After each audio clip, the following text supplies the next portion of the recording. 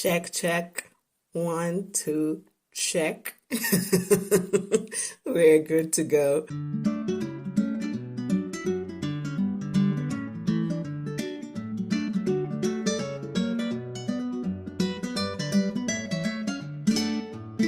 Welcome to another episode of In All Honesty. And in all honesty, I'm late with this episode because while I was editing the last one that was supposed to go up, I just felt guilty. And it's not because of anything, it's just me, personally, my values.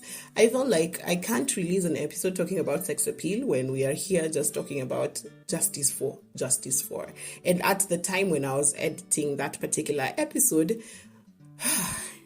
we were talking about justice for Benson and Emmanuel. These are the Kianjo Koma brothers who were allegedly killed by police after curfew? Well, it was a whole thing. Just look it up. The Benson and Emmanuel, 19 and 20-year-olds, I think, dead and gone. And it's really sad. So I thought it would be important to also just talk about justice for and talk about activism in the face of all these things that are happening in the month of August. And so here we are. In all honesty, this is the first time I'm talking about justice for Benson and Emmanuel because I had never mentioned it before. I'm very loud on social media and I had not one bit mentioned about it, talked about it, nothing. And not because I was avoiding anything, it's because I was honestly, my systems shut down from the thought of it. My brain, everything in me was unable to process this particular information at that particular time. And it's hard, guys. And a lot of people tend to think that that's some sort of avoidance. And yes, it is avoiding to see, hear, feel some things. And for me, it's usually self-preservation. It's a lot. Sometimes my systems just shut. And I don't know if a lot of people know this, but there are days I just stay in bed and I can't leave and I don't have the strength to eat, shower, or do anything.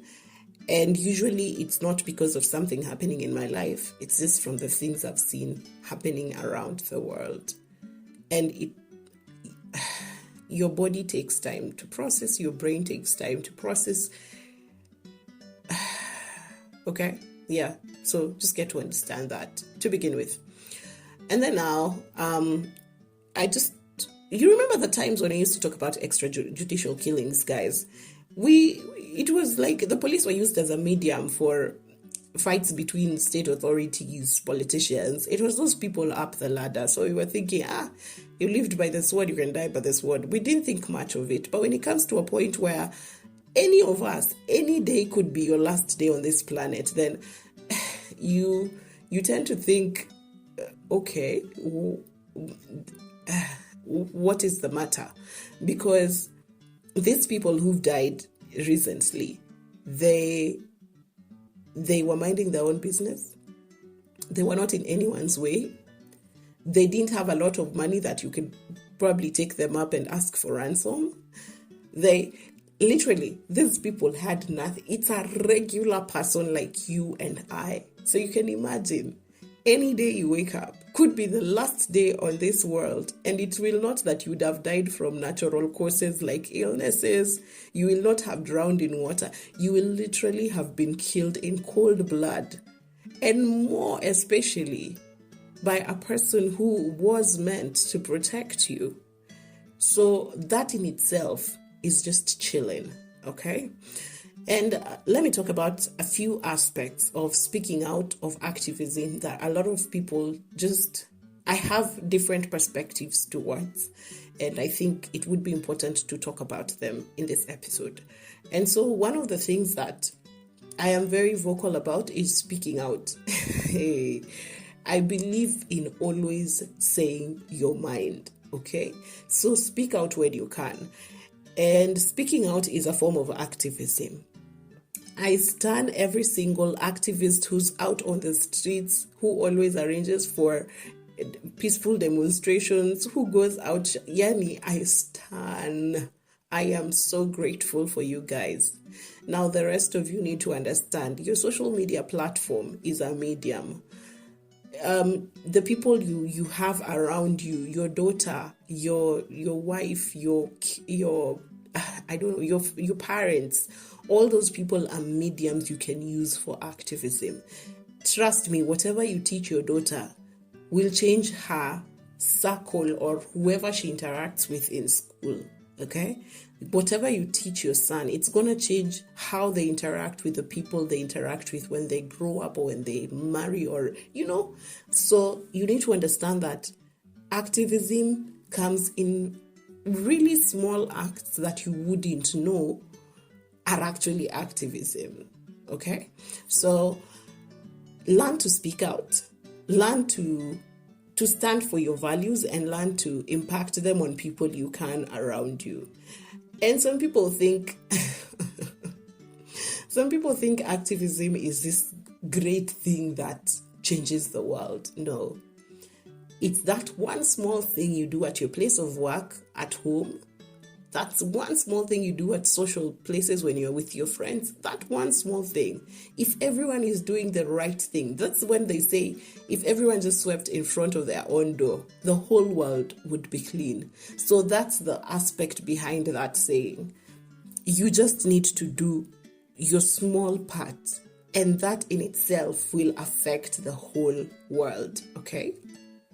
So understand that. So in your small spaces, speak. Sometimes you're thinking, me, I don't have followers. Those 3 people who are your friends, talk about it on social media, okay? Always speak out and speak loud. And sometimes I know we are on the receiving end when it comes to speaking out, because you could be at work, you want to speak out against your boss, you will get fired.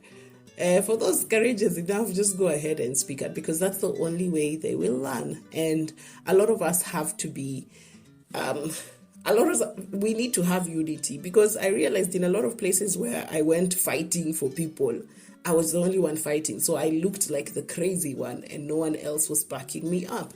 But I never stopped.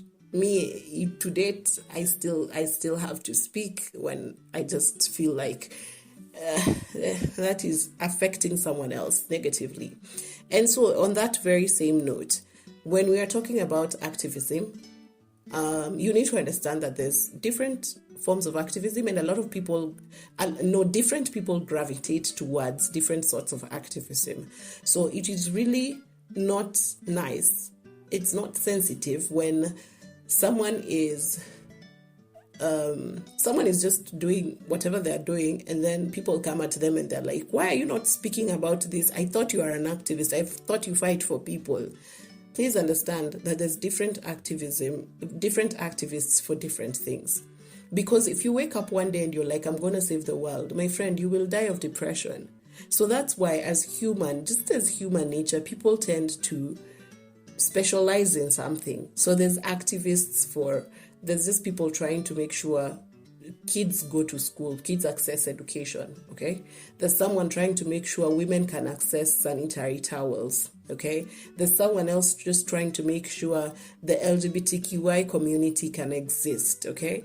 There's someone else just trying to make sure police don't harass people. Someone else is trying to make sure that when you apply for a job, you get it genuinely and you can go for an interview and you stand a chance.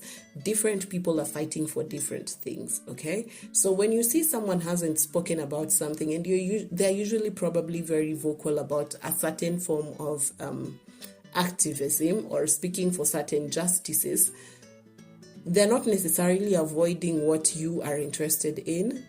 Their focus could just be on something else, and whatever they're focusing on also makes the world a better place, okay? There's so many struggles in this world, so humans have divided themselves into fighting for different things, and you need to understand that. So, and also sometimes it just takes people time, okay? So a lot of people ask me, how come it was very easy for you to speak about Black Lives Matter and then it took you time to speak about justice for Benson and Emmanuel? Here is my excuse. When you're speaking about Black Lives Matter, it's something I have never experienced. Here, I've just experienced probably the kind of discrimination you get when you go to like bougie ass hotels where, of course, they want the wazungos. But I wouldn't say like I have walked on the streets and someone has just come up to me and attacked me for the color of my skin. Okay, so that is something I can't relate to directly. Okay, but when Benson and Emmanuel happened, man, guys, it's right outside. It's in your backyard. This happened. This comes to you and tells you that I could walk out of my house right now and be beaten to death. This is happening here where I exist. And that's why I think that there comes the difference between those two situations.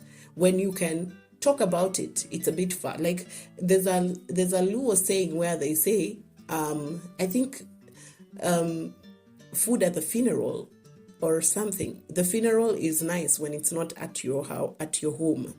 Yeah. So I think it's food at the funeral. Yeah, food at a funeral is sweet when the funeral is not at your home. I think something of the sort. So it's easier to process information that's not, you see, that's why we can see the Talibans and probably come up with conspiracy theories, because that's something, it's a bit distant for you, okay? But when it's something happening here, as I'm telling you at the beginning of this episode, my systems shut. My body was not able to process anything, okay? So I think that's the difference between the two. So that's me basically just talking about different forms of activism. Please be able to understand that.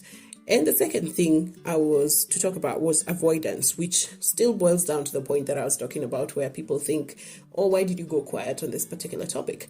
One, my avoidance, I stopped watching news about 2 or 3 years ago, I think. I have sijui nini naendelea KTN citizen, sijui, na I don't want to know. I realized for me it's self-preservation. I used to watch news and toss and turn the whole day and replay everything that I saw in the news, people killing kids, people raping kids, everything that I saw in the news would replay in my head over and over and over, and it wasn't helping with the situation I was in at that time, which a lot of arrows were pointing towards depression, and it just wasn't right. So the day I decided not to watch news, the day I decided, you know what, if it's not big enough to make it to my timeline on social media, my friend, it doesn't exist to me, because I can't wake up every day processing everything bad that is happening in the world.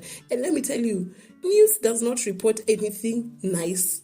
Nothing. It's like one good thing, or sijui who won the Olympics, and then the rest, disasters.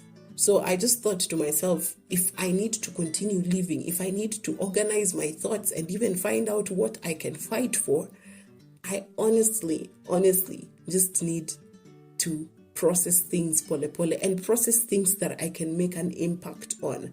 Because now, sijui, you've heard who is being killed in Kitengela.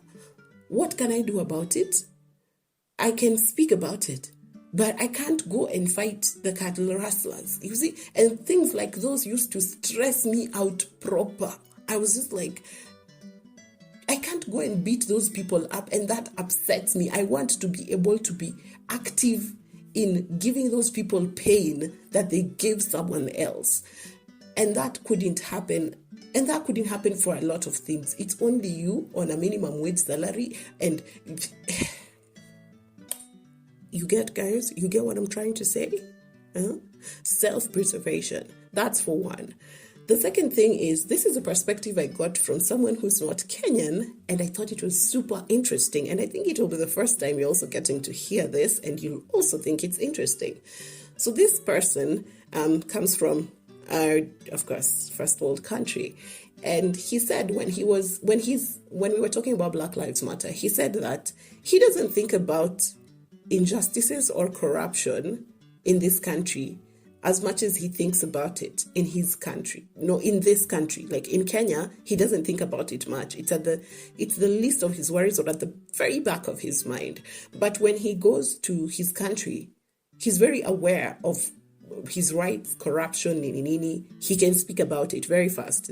Those are things he's aware. He's very alert about his environment.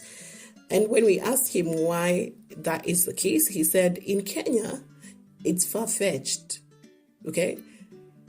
Trying to fight against corruption is something that is so...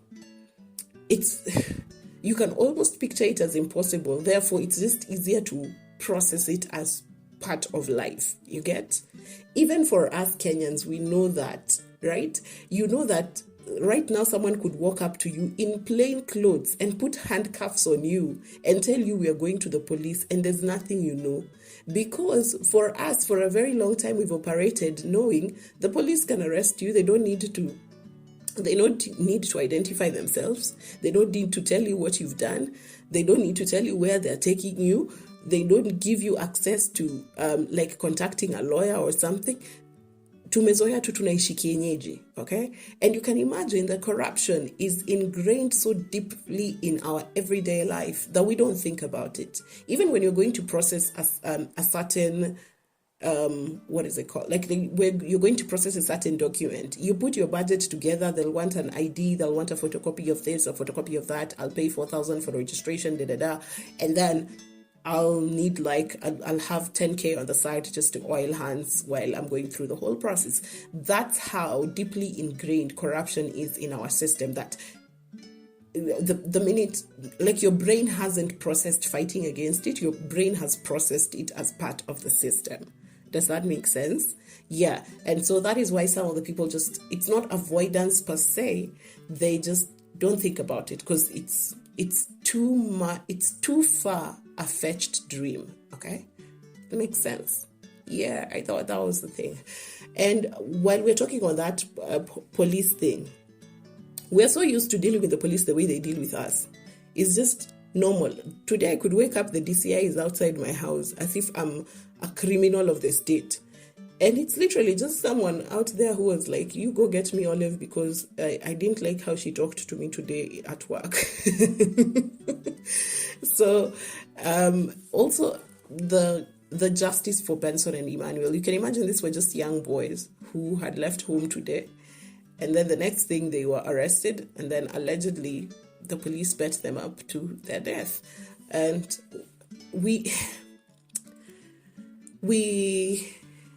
I don't know, this is something we're used to. Like every day you wake, it's not new. It was really sad, but it's not new. And that's also very sad. And as I'm recording this podcast, just yesterday, one of the Wanavokali members was arrested in town. Just walking, plus with his teammates. And then Pingo kwa mkono, twende kwa police station. Well, at the moment, it's speculation that it's because he was wearing dreadlocks. But surely, who is not wearing dreadlocks in Kenya in 2021? Are we still going to get profiled by our natural hair? Really? And you see, this is how we've been operating with the police. And I have a theory about the police. And this is not... It's going to come out as playing the devil's advocate also. But I'm the kind of person who wants to understand things. I also want to get where the root of the problem is before I get to vilifying. But of course, we're definitely vilifying the police. I mean, that's not a question. But here's the theory that I have for the police, why the police are completely senseless. Have you ever tried to reason with them? Hey, my friend, it's like you're talking... No, even children are smart. It's like you're talking to stone. Ni mtu ambaye hana akili, not reasoning, lacks common sense completely. So here's the thing. You see, we are set to fail right from the beginning. From the time you're born, the systems in Kenya are set against you. So my thinking is that the police no, not the police, sorry, our education system from the word go was always pass your sciences, make sure you get an A. For you to make it in life, you have to score. And no one ever thought to look at where else are we gifted. And for someone like me, it was as stressful as I would get A's in all my arts, like in English, in theory, in anything that was not, including science, biology. I was an A student. But then there was just a problem with, you're not scoring an A in chemistry. Like, what nonsense is that? So all these things that I'm good at, you're literally just going to pick the one negative and bulge it into a mountain. So this is the thing. This system set us to fail because if you're not gifted in books, there is nothing you're going to do about it. So we know people who've scored a C and a D from primary school all the way to high school because no one ever checked to see where else they're gifted. And this books is not where they are gifted. And so our spirits were broken constantly from the age of 5. When do you join school? From the age of 5 to the age of 18, 19. Your spirit is constantly broken and you're told you're going to be a failure and there's nothing you will make in this life and you can imagine. So we are broken. By the time all of us are 18 and you're not very smart in school, you feel like you have no future. You feel like there's nothing for you. You feel like, if anything, you're bitter, okay? And then you can imagine you and that D of yours, the way you've been condemned to failure, to doom for the rest of your life. You with that D of yours, you go to police recruitment. You make it in. Sometimes I tend to think that it's just the drive of everything that was ever said to you in your life that keeps driving you until you're done with that training, because that training is ruthless, okay? And I'm thinking you go through that whole process and now you are strong physically. Like, police are very strong people. I believe they are very strong people. You've gone through that process. You're very strong. And then now someone is going to tell you, my friend, you're powerful as freaking hell. You have a gun. You're strong. You're a strong person. You can beat up people. And on top of it, you have weapons. You take this rungu and add on top of it a gun. My friend, tell me if your spirit has not been broken your entire life and now someone has inflated your chest completely and told you there is nothing no one can tell you now. You can beat them up and you can be even the one to take them to their grave.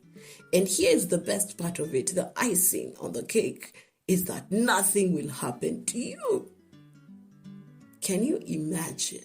Can you imagine the lengths in which your broken spirit and your bitterness and everything you have gone through in life, the lengths it will go to prove a point of everything you went through in your life?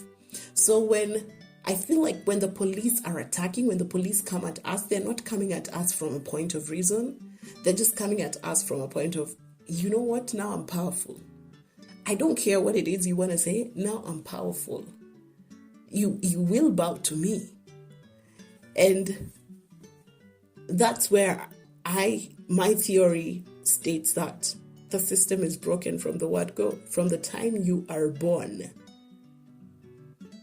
everything has been set up to make you a ruthless policewoman at the end, a policeman or woman at the end of the day. Because where?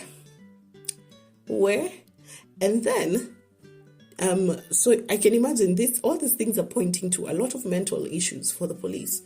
And the police in our country, let alone to the police, therapy is so new to us.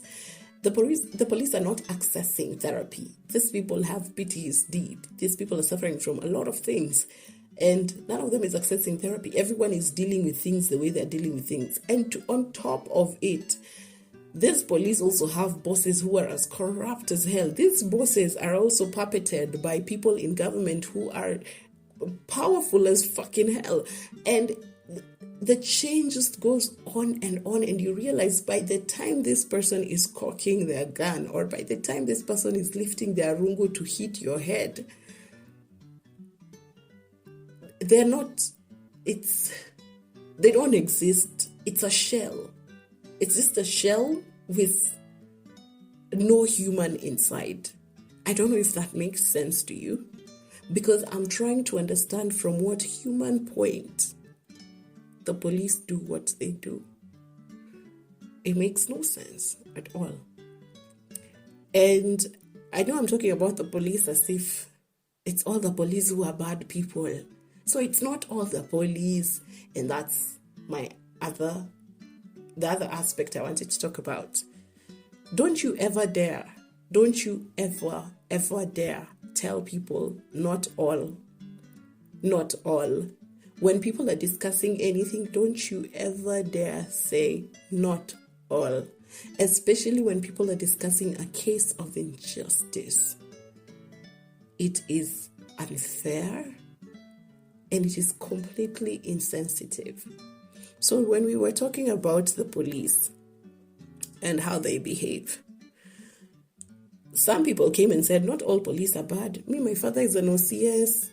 He's nice. Me, I have friends who are police. They're nice. That's okay. But then this, your statement does not do anything to the parents and the family of Benson and Emmanuel. Can you imagine how it makes them feel? Okay.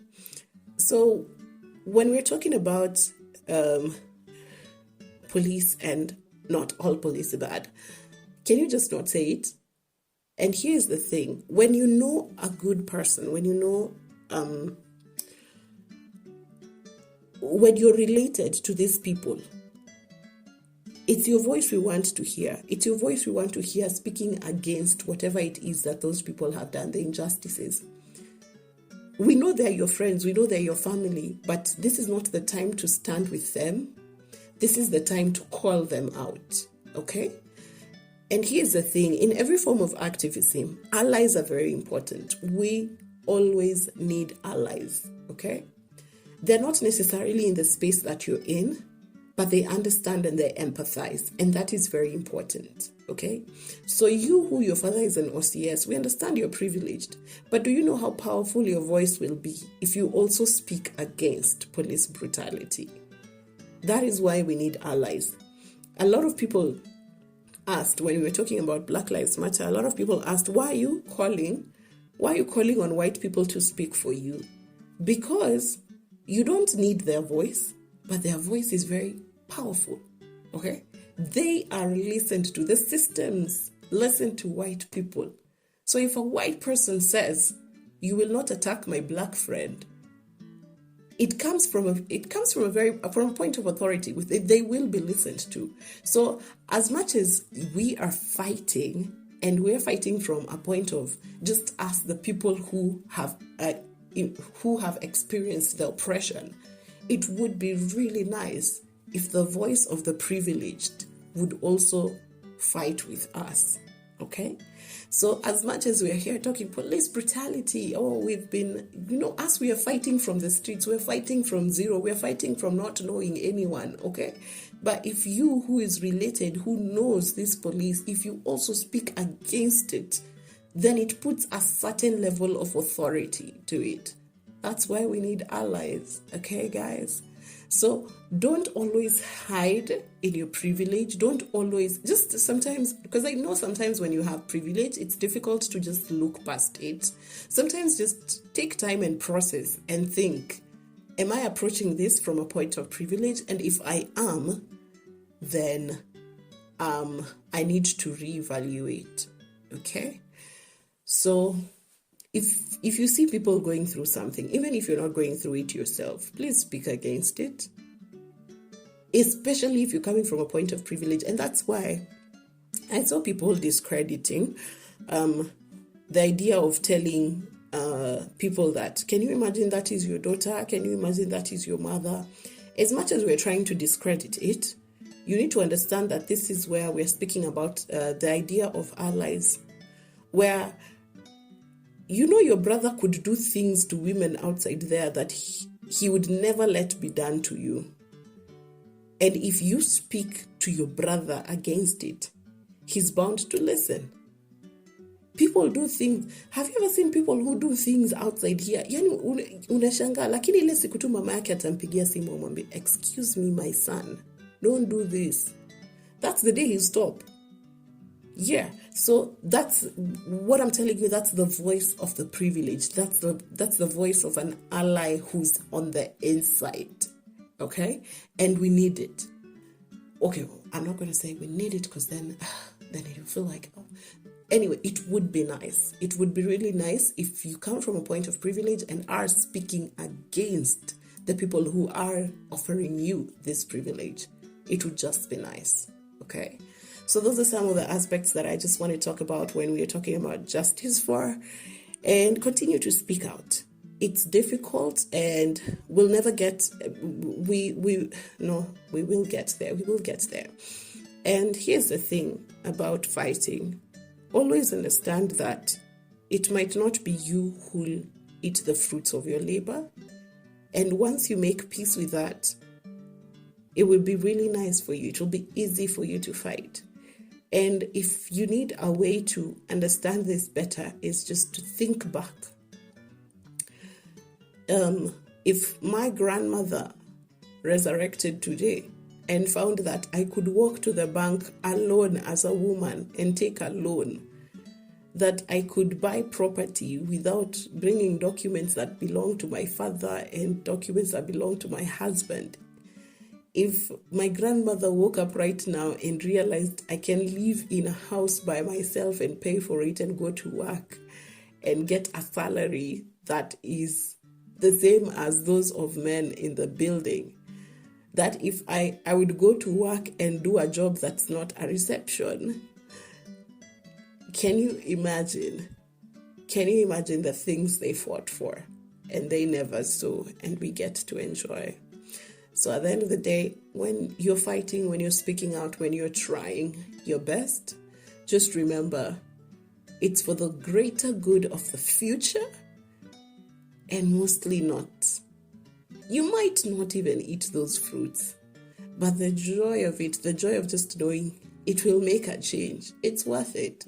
It's always worth it for me. It's just like, it doesn't have to be me eating it, but if my niece is gonna enjoy it, I mean, why not? You see? Yeah, and yeah, that's it. That's it for today. Just make sure you speak out, and in all honesty, this was a very deep, close to my heart podcast episode. Until next time, I love you. Bye.